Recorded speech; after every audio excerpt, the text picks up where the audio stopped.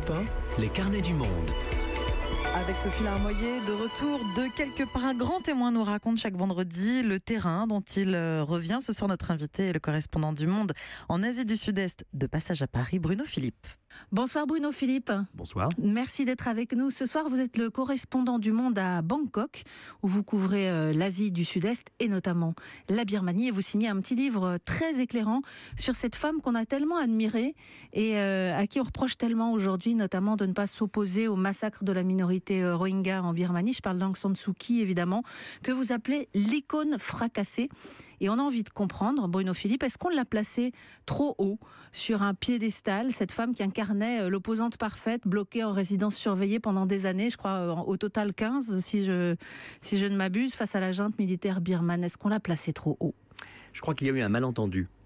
On a effectivement placé trop Aung San Suu Kyi, ou en tout cas, on l'a divinisée, on a fait d'elle une icône, alors que c'était une femme politique ambitieuse et déterminée.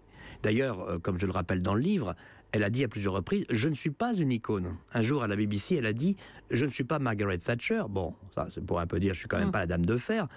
En fait, elle est un peu la dame de fer, mais ça, c'est autre chose. Et elle a dit « Mais je ne suis pas non plus Mère Teresa ». Et c'est d'abord une héritière en plus. C'est une héritière et tout son combat politique est frappé au coin de ce passé personnel. Son père, le général Aung San, architecte de l'indépendance de la Birmanie, assassiné fin 1947, avant même que la Birmanie accède à l'indépendance. Aung San Suu Kyi a 2 ans, et son père est vraiment l'unificateur de la Birmanie, celui qui a lutté contre les Britanniques. Elle poursuit l'œuvre inachevée de son père. C'est fondamental, comme je l'explique dans le livre, pour comprendre la psychologie du personnage et la motivation de son ambition. Et finalement, on en a fait un personnage très romantique, quoi. Ah mais absolument, mais c'est ça qui est extraordinaire, parce qu'il faut tout de même reconnaître, et c'est pour ça que j'ai écrit ce livre. Elle est belle, elle personnifie une femme politique d'Asie, elle est déterminée, elle est en même temps occidentalisée, elle est super éduquée, Oxford, parlant un anglais absolument parfait. C'est un personnage romantique, c'est un personnage de roman, et puis c'est un personnage tragique, puisque bon, elle a souffert, elle a passé donc une quinzaine d'années en résidence surveillée, en 3 fois. Séparée de son mari. Son mari est mort lorsqu'elle était encore en résidence surveillée, elle n'a pas revu ses enfants pendant des années, elle a fait des sacrifices extraordinaires au nom de cette mission quasi divine, comme je le dis dans le livre, qu'elle s'est en fait elle-même imposée. Et finalement, elle accède au pouvoir en mars 2016. Ça a été un deal avec l'armée, une sorte de partage du pouvoir en fait. Est-ce que ce partage du pouvoir lui laisse une marge de manœuvre ou pas ? C'est la question qu'on se pose un peu aujourd'hui. Quelle marge de manœuvre elle a par rapport à la junte ? Elle a très peu de marge de manœuvre, et c'est bien là tout le problème. C'est-à-dire que, d'une certaine manière, le piège s'est refermé sur elle. C'est-à-dire que son parti, donc la Ligue nationale pour la démocratie, a remporté une victoire triomphale aux élections de la fin 2015. Elle est devenue ce qu'on appelle la de facto dirigeante, donc de facto Premier ministre de la Birmanie. Elle a une marge de manœuvre sur les questions qui concernent le développement économique, sur les questions de santé, sur les questions d'éducation, d'un des pays les plus pauvres de l'Asie. Il faut bien le rappeler, la Birmanie est un des pays les plus pauvres de l'Asie. Pour le reste, elle n'a pas de marge de manœuvre. Elle n'est pas responsable du massacre des Rohingyas. C'est l'armée qui est évidemment responsable. En Birmanie, on dit souvent qu'il y a 2 gouvernements, le sien, mais celui de l'armée, qui possède tous les pouvoirs de sécurité nationale, qui possède des pouvoirs liés à la défense, qui possède des pouvoirs liés à la sécurité des frontières, à la police. Donc ce sont évidemment les militaires qui sont responsables du massacre en cours. Marge de manœuvre extrêmement étroite. Il y a aussi le fait qu'elle est une Bamar, qui est l'ethnie majoritaire. Il y a un nombre de minorités absolument incroyable en Birmanie. Il y a beaucoup de conflits en cours. On en a parlé récemment dans les carnets du Monde. Est-ce qu'elle souhaite intervenir là-dedans et est-ce qu'elle le peut ? Non. En tant que Bamar. Alors, en tant que Bamar... Ou est-ce qu'elle s'en fiche ? Enfin, on se pose la question. Vous parlez des Rohingyas ou vous parlez des autres ethnies minoritaires ? Parce que la chose... Bon, en fait, je dirais que... Non, mais je vois peut-être par rapport aux ethnies minoritaires globalement. Globalement, par rapport aux ethnies minoritaires, le fait qu'elle soit Bamar la met dans une position, disons, de... les Bamars ont quand même la réputation, vue de la part des ethnies minoritaires, d'être arrogants, d'être évidemment l'ethnie principale, d'avoir toujours mobilisé le pouvoir. Donc, elle a toujours été perçue. Moi, j'ai rencontré des responsables de leaders indépendantistes, ou disons des leaders de guérilla, de l'ethnie Mon, Han, de l'ethnie Shan, de différentes donc, ethnies birmanes qui la voient comme une femme arrogante, etc. Alors par contre, dès qu'elle est arrivée au pouvoir, elle a dit la priorité, c'est de faire un plan de paix qui va marcher avec la douzaine de guérillas ethniques qui combattent contre le gouvernement central sur les frontières chinoises. On n'y est pas. Hein. On n'y est pas encore. Non seulement on n'y est pas, ça empire. La guerre, parfois dans certaines régions, notamment dans l'État Shan, qui se situe près de la Chine, les opérations militaires se sont fait de plus en plus nombreuses et les combats s'intensifient entre les guérilleros et l'armée de Birmanie. Donc évidemment, on ne prend pas du tout le chemin de la paix. C'est pas de sa Philippe, faute. parlons un peu des Rohingyas, Bruno Philippe. Plus de 600 000 personnes ont fui la Birmanie pour le Bangladesh depuis cet été. Médecins sans frontières estimaient qu'environ 7 000 avaient été massacrés dans les villages entre fin août et septembre, mais ça a continué d'après ce qu'on sait entre octobre, novembre, etc. L'ONU a accusé le régime d'épuration ethnique. Aung San Suu Kyi a dit cet automne que c'était très exagéré. Et on se demande en fait comment cette femme, dont on a rappelé qu'elle était diplômée d'Oxford, qu'elle était une si belle opposante, comment elle peut refuser de voir ce qui se passe? Elle est en ce moment dans le déni de réalité. Elle refuse d'accepter le fait. Alors, elle refuse d'accepter toutes les informations qui indiquent qu'il y a eu et qu'il y a encore des massacres. Des témoignages atroces. Des témoignages on a entendu atroces, sur cette antenne. Des viols en réunion, des bébés jetés vivants dans les brasiers, les villages incendiés, les exécutions sommaires. Tout ça, ça s'est poursuivi pendant des semaines et des semaines depuis cette attaque d'une guérilla rohingya contre les postes de police birmans, qui donc a déclenché une répression absolument massive au mois d'août. Il y en avait déjà une l'année dernière au mois d'octobre. C'est la deuxième fois. Et alors pourquoi ce déni?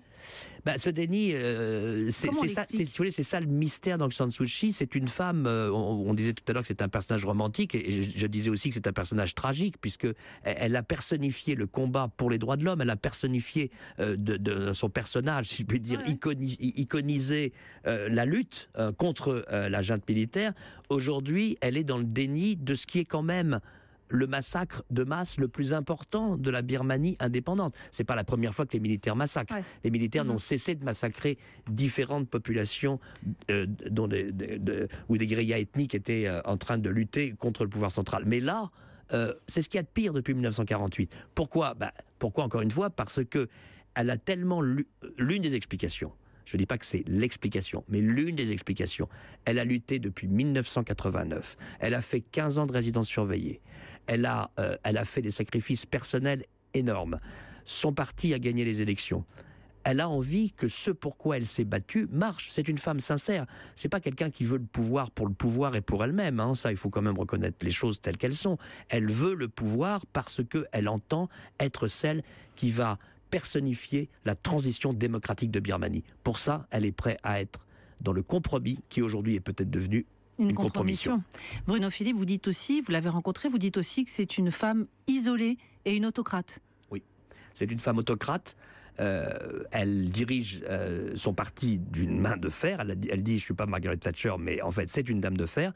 Elle a empêché toute relève au sein du parti. Ça veut dire qu'elle a 72 ans, une fois qu'elle s'en va, il n'y a plus personne derrière. Je ne sais pas, mais effectivement, les autres leaders du parti ont plus de 80 ans. Les autres sont de très jeunes députés de la NLD, un peu comme les députés dans son nombre. Oui, dans son nombre. Enfin, c'est un peu comme les députés d'En Marche, si vous voulez. Ils sont très jeunes, ils viennent d'arriver au pouvoir. Ils sont souvent issus des rangs de la résistance, ou plutôt, disons, du mouvement pro-démocratique anti-junte militaire. Donc, ils ont très peu d'expérience. Elle a 72 ans, elle n'est pas d'une santé absolument brillante, et ça, c'est ce qu'on peut vraiment lui reprocher. C'est-à-dire que...